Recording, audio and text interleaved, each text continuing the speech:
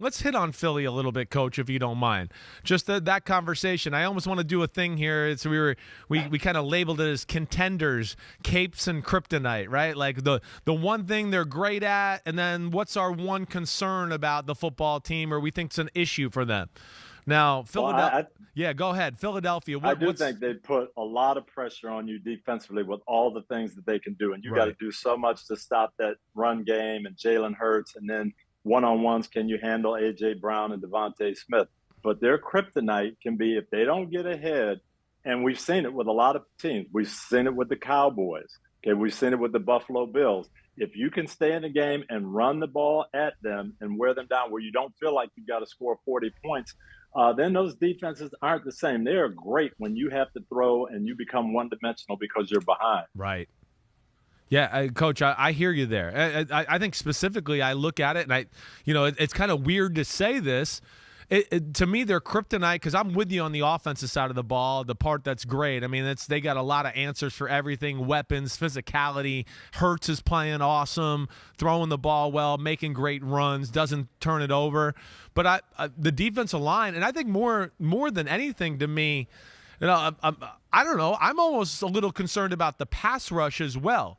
That was what jumped out to me. I know you were right. Washington ran the ball on them, but I was just shocked at how many third down situations where, it's a Washington offensive line that we don't look at that is real great, and yet Taylor Heinicke had plenty of time to go through reads and let some plays develop down the field, which, again, I think Philadelphia will get away with it against a lot of teams, but we're holding them to a Super Bowl caliber conversation here that would scare me against some of the better teams in football.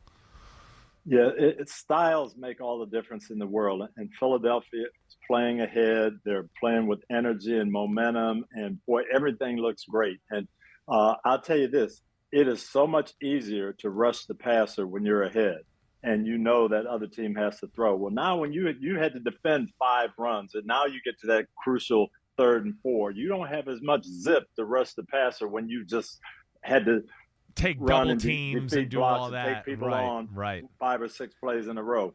We see the same thing with the Cowboys. Yes. This defense is, top 10 all time. And then all of a sudden, a couple of teams run the ball at them, and it's different. Buffalo Bills leading the league in scoring defense. Now we had some games where teams just pounded it a little bit.